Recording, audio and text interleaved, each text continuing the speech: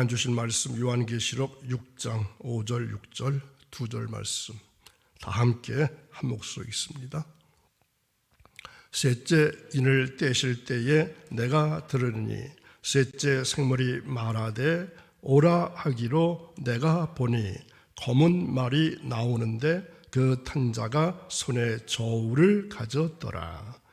내가 내 생물 사이로부터 나는 듯한 음성을 들으니 이르되 한 데나리온의 밀 한 대여 한 데나리온의 보리 석 대로다. 또 감람류와 포도주는 해치지 말라 하더라.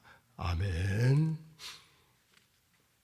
오늘도 새벽에 오신 사랑하는 여러분, 어떤 때에는 우리는 하나님을 잊고 살지만 하나님은 단 한 번도 우리를 잊으신 적이 없으십니다. 이런 하나님을 믿고 의지하시는 복된 한 날이 이어지기를 축원합니다. 오늘 말씀은 셋째 인을 떼실 때, 셋째 인을 떼실 때 말씀을 생각해 봅니다. 요즘 선거와 함께 매일같이 등장하는 뉴스가 하나 있습니다. 24살 먹은 청년이 세 모녀를 죽인 사건이죠. 그 청년의 모습 보셨나요? 얼마나 뻔뻔한지 정말로 충격이었습니다. 세 사람이나 죽인 사람의 모습이 어찌 그렇게 당당할 수 있겠습니까?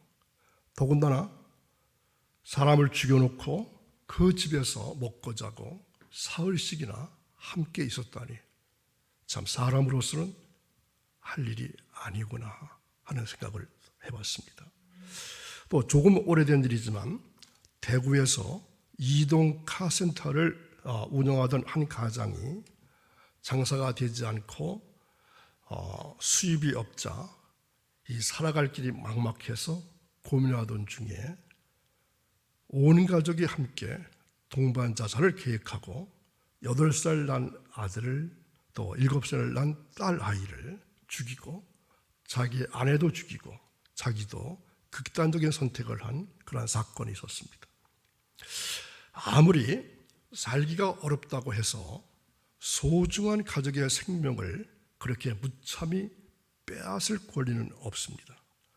또 요즘에는 어린이집이나 또 입양을 한 부모들의 아동 학대 또 살인이 너무나도 큰 충격을 주고 있습니다. 더군다나 세계에서 출생률이 제일 적은 우리나라에서 이미 태어난 아이들을, 많이 성장한 아이들을 어른들이 잘못해서 날마다 죽이고 있습니다. 많은 사람들이 소중한 생명을 단순히 이 경제적 어려움을 핑계 삼아서 마구 버리는 행위가 참으로 안타깝기 그지없습니다. 요즘 국가적으로 어려움이 너무 많아졌죠. 실업 상태에 놓여 있는 사람이 1,000만 명이 넘는다고 합니다. 이 수많은 가정들이 고통 가운데 빠져 있습니다. 특히 청년 실업률이 대단합니다. 더욱 놀라운 것은 이 시대 최고의 부재 나라로 이름이 난 미국도 예외는 아닙니다. 최대 호경기를 누리고 있다고 하지만 미국 내면에는 참으로 어처구니 없는 일들이 벌어지고 있습니다. 어떤 통계에 보니까 한 해 동안 미국 사람 2,500만 명이 굶주림 속에 허덕이고 있다는 내용이었습니다. 그래서 무료 급식소를 차리고 배급했다는 그러한 내용입니다. 한마디로 잘 사는 사람은 더욱 잘 살지만 없는 사람은 굶주림 속에 겨우 생계를 연명하고 있다는 사실을 입증하고 있습니다. 이 시대를 성경의 눈을 통하여 바라볼 때 많은 사람들이 이러한 현상들은 앞으로 이 지구촌에 있을 대혼란의 환란의 전초전이다 이렇게 보고 이렇게 말들 합니다. 이미 첫째와 둘째인을 떼실 때 신말과 붉은 말탄자가 나타나서 군대와 전쟁을 통해 나타날 말세의 현상을 보여주었습니다. 자, 오늘 성경은 셋째 인을 떼실 때 나타난 현상을 말씀하고 있습니다. 세 번째로 등장하는 검은 말 탕자는 그 손에 무엇을 가지고 있다고 말씀하고 있습니까? 저울을 가지고 있다고 오늘 우리가 읽었습니다. 이 검은 말은 가난과 기근, 저울을 든 자는 인색함을 상징합니다. 검은 말은 가난과 기근, 저울을 든 자는 인색함. 이 두 말을 탄 자들이 무엇이고 어떤 일을 하는지 살펴보면서 오늘 은혜를 나누도록 하겠습니다. 자, 세 번째 등장하는 말은 검은 말이라고 했습니다. 그 탄 자의 손에 저울을 가지고 있습니다. 검은 색깔은 죽음, 전쟁, 유혈, 슬픔, 애곡, 황폐, 절망 이러한 뜻을 가지고 있습니다. 오늘 본문의 말씀인 계시록 6장 이하의 말씀은 대환란 시대에 가장 먼저 엄습하는 것이 바로 이 경제 몰락이라는 것입니다. 오늘 말씀이 나오는 검은 말은 경제 대공황의 상태로 인한 극심한 기아 상태를 말하는 것입니다. 요한은 내 생물 사이에서 나는 듯한 음성을 듣습니다. 그 내용은 한 데나리온의 밀 한 대요, 한 데나리온의 보리 석 대로다, 이러한 말씀이었습니다. 자, 한 데나리온은 여러분 아시는 대로 성경에서 품꾼의 하루 임금으로 통용되는 액수가 한 데나리온입니다. 그리고 한 데나리온의 보리 석 대라는 말은 높은 인플레이션을 말하는 것입니다. 이 한 데나리온의 장정의 하루 품삯이었습니다. 자, 요즘 하루 품삯이 8만 원이라고 가정해보면 보리석대가 얼마라는 얘기입니까? 보리석대가 8만 원이라는 얘기입니다. 그렇다면 서민들은 다 굶어 죽게 되어 있습니다. 자, 하루 품삯으로 밀 한 대, 보리 석 대밖에 안 되는 양식을 구할 수밖에 없다면 어떻게 될 것입니까? 밀이나 보리나 감람류, 포도주는 유대인 음식의 기본의 표현입니다. 마치 우리나라의 밥과 김치 사는 것입니다. 그러니까 다른 말로 표현하면 생필품 전체를 의미합니다. 돈을 가지고 양식을 사는 게 아주 어려워진다는 뜻입니다. 극한 경제적 공황 상태를 말하는 것입니다. 여러분 주부들은 아시겠지만 우리나라 물가가 지금 어떻습니까? 물가가 엄청 오르고 있죠. 현재 우리나라의 물가는 내려가는 것이 아니라 계속해서 뛰고 있습니다.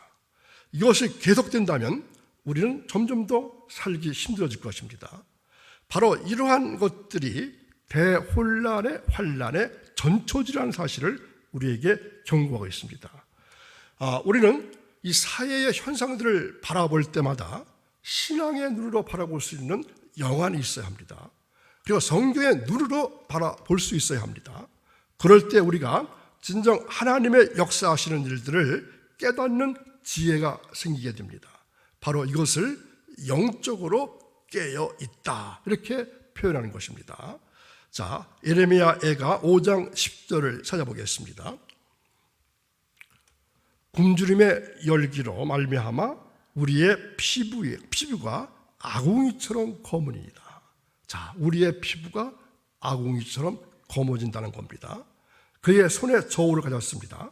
저울은 경제 생활의 기본이 되는 것으로 고대 사회에서는 모든 경제적 활동의 수단을 이 저울로 행했습니다.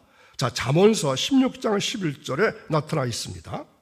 공평한 저울과 접시 저울은 여호와의 것이요 주머니 속의 저울추도 다 그가 지으신 것이니라. 경제적인 타격이 있을 것임을 시사하는 표현입니다. 오늘날 같으면 증권시장의 폭락이라든가 기업의 부도 이런 것들로 등장할 것입니다. 검은 말의 등장은 곧 이 세상에 임할 경제적 굶주림을 말합니다. 검은 말은 인류들에게 연속되는 기근, 자연재해와 전쟁으로 인해서 굶주림과 죽음을 가져올 것입니다. 요즘 유난히 세계적으로 이 화재가 참으로 많이 일어나고 있습니다. 산도 타고 집도 타고 사람도 죽고 화재가 엄청 많이 나고 있습니다. 아람 왕 베나닷이 사마리아 성을 에워쌀 때에 성중에 식량이 부족했습니다. 그래서 어떻게 하는지 아십니까? 자기가 낳은 자식까지 삶아먹는 끔찍한 일이 있었습니다. 자, 열왕기하 6장 28절 또 이르되 무슨 일이냐 하니 여인이 대답하되 이 여인이 내게 이르기를 내 아들을 내놓아라. 우리가 오늘 먹고 내일은 내 아들을 먹자 하며. 얼마나 섬뜩한 말씀입니까? 오늘은 내 아들을 먹고 내일은 내 아들을 먹자. 인류의 종말 기간인 7년 환란 기간에는 바로 이 기근과 전쟁으로 온 인류가 생명의 위협을 받게 될 것입니다. 마태 24장 7절 8절에 나타나 있습니다. 민족이 민족을, 나라가 나라를 대적하여 일어나겠고 곳곳에 기근과 지진이 있으리니 이 모든 것은 재난의 시작이니라. 이 모든 것은 재난의 시작이니라. 그런데 뒤에 보면은 감람류와 포도주는 해치지 말라는 말씀이 있습니다. 무슨 뜻일까요? 두 가지 의견이 있습니다. 먼저 이 포도주나 감람류가 부자들의 소유물이라는 의견입니다. 그렇게 가난한 상황에서도 부자들은 부유함을 계속해서 유지하게 된다는 것입니다. 말세가 올수록 더욱더 빈부의 격차가 심할 것이라는 견해입니다. 풍요 속의 기근인 것입니다. 부익부 빈익빈의 기근입니다. 그러나 이 의견보다는 신앙적 상징으로 해석함이 옳습니다. 포도주와 감람류는 비유적인 표현으로 둘 다 종교적인 생명력을 말합니다. 감람류는 성전에 불을 밝히는데 없어서는 안 될 귀중할 물건으로 성령을 상징합니다. 감람류는 성령을 상징하고 포도주는 예수 그리스도의 피를 상징하는 것입니다. 포도주는 또 하나님의 진리의 말씀에 사로잡힘을 의미합니다. 자, 예레미야 23장 9절 선지자들에 대한 말씀이라. 내 마음이 상하여 내 모든 뼈가 떨리며 내가 취한 사람 같으며 포도주에 잡힌 사람 같으니 이는 여호와와 그 거룩한 말씀 때문이라. 그 여호와 그 거룩한 말씀 때문이라. 포도주에 사로잡힌 사람. 상처를 치료하는데 감람류와 포도주를 둘 다 썼는데 이런 의미로 본다면 죄에서 치료받은 성도들을 상징한다고 볼 수 있습니다. 이들을 해치지 말라고 말씀하십니다. 이러한 기근이 하나님의 백성들에게 미치지 못하게 하리라는 말입니다. 자, 요한복음 6장 35절에 이런 말씀이 있습니다. 예수께서 이르시되 나는 생명의 떡이니 내게 오는 자는 결코 줄이지 아니할 터이요 나를 믿는 자는 영원히 목마르지 아니하리라. 분명 이 약속은 이루어집니다. 요즘 우리는 말을 안 해도 우리가 사는 이 시대가 정말로 불안한 시대이고 극심한 경제난이 우리 코앞에 닥쳤다는 사실을 다 알고 또 피부로 느끼고 있습니다. 이것은 결코 우연이 아닙니다. 하나님은 전 세계의 역사를 주관하시고 경제를 주관하시고 전쟁 또한 하나님께 달려있다고 말씀하십니다. 우리는 시대적으로 이러한 극심한 경제난이 임한 것을 결코 대수롭지 않게 보아넘겨서는 안 될 것입니다. 인간 사회에 있어서 이 경제력을 상실하게 되면 사회생활을 할 수 없게 됩니다. 이 아시아 경제 위기와 또 세계적인 경제 추락의 상태는 곧 지구촌에 임하게 될 대환란의 전초전이라고 볼 수 있다는 견해입니다. 우리는 앞으로의 경제를 또한 전망하기 힘듭니다. 이것은 경제 전문가도 판단하기 어려운 문제입니다. 왜냐하면 그 열쇠가 하나님께 달려 있기 때문입니다. 만약에 하나님께서 지금의 이 여세를 몰고 대환란으로 돌아가신다면 세계 경제는 상상할 수 없는 상태의 파경에 이르게 되고 말 것입니다. 그렇게 되면 나라마다 대량 실업 사태가 나타날 것이고 사회는 더욱더 불안해질 것이고 강도와 절도와 도덕이 들끓는 불안한 사회가 되고 말 것입니다. 우리나라에 지금 각종 도둑과 절도가 급격히 늘어나고 있는 거 아시죠? 범죄도 점점 과격해지고 있습니다. 지능적인 범죄들이 점점 늘어나고 있습니다. 그래서 경찰서마다 지능범죄 수사대가 별도로 조직되어 있습니다. 보이스피싱이 점점 늘어나고 있습니다. 남의 재산을 사기쳐서 빼앗으려고 합니다. 또 도덕 불감증 시대가 되고 말았습니다. 10명 중에 4명은 교통신호를 무시하고 무단 횡단을 하고 있습니다. 음주 운전자가 운전한 차에 하루에 1명꼴로 죽는다고 합니다. 이러한 상태가 금방 회복될까요? 앞으로 계속해서 경제가 회복되지 않는다면 우리 사회는 걷잡을 수 없는 혼란 상태로 불안해지고 공포의 도가니 속으로 빠지게 될 것입니다. 세계 경제가 이와 같이 파산되게 되면 세계를 살기 위해서 어떻게 할까요? 몸부림치게 될 것이고, 이렇게 되면 세계 경제를 하나로, 정치를 하나로 묶는 연합의 일들이 벌어지게 된다는 것입니다. 세계적인 대통령이 탄생이 될 것이고, 전 세계 사람들에게 인체에 삽입하는 전자신분증을 발급해서 지휘하고 통제하고 감시하게 될 것입니다. 이러한 일들은 이미 요한계시록에 이미 예언된 하나님의 말씀입니다.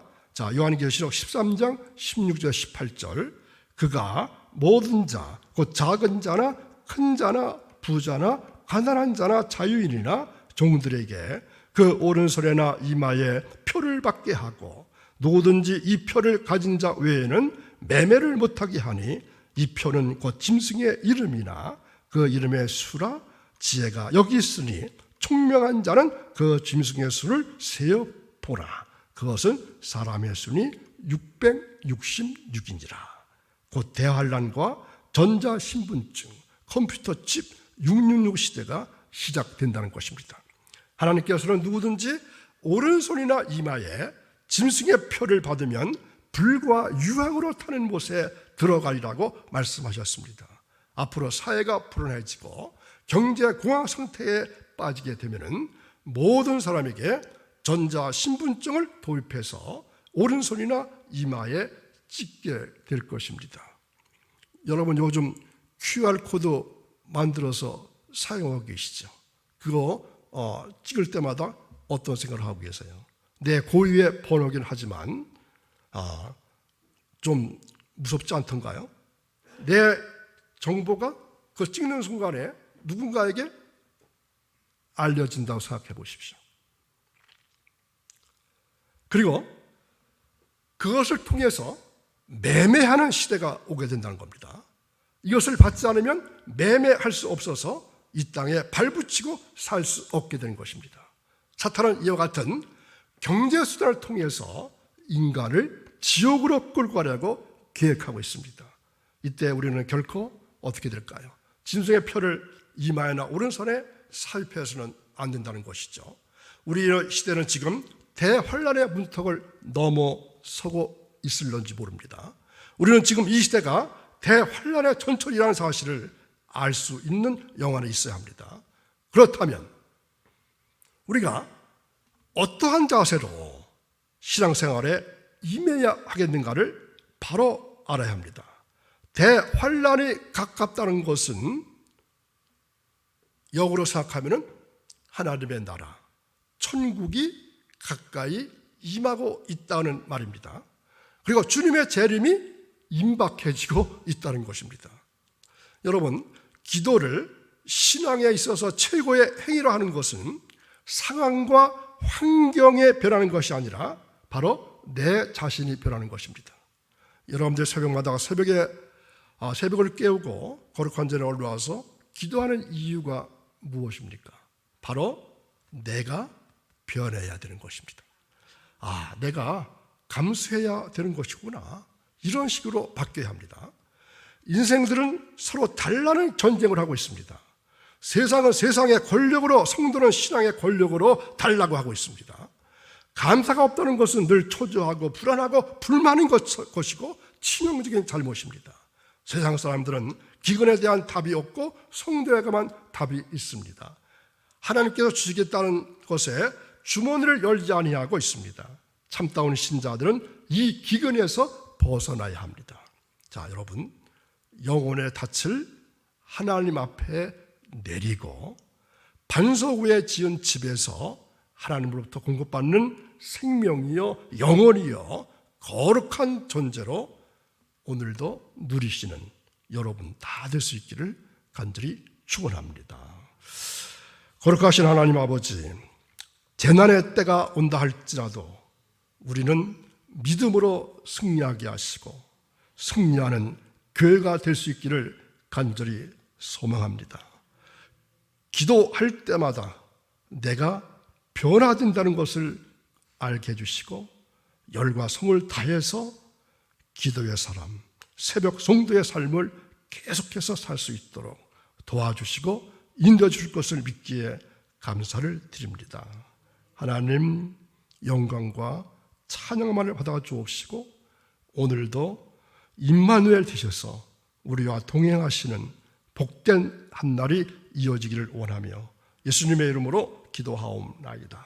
아멘.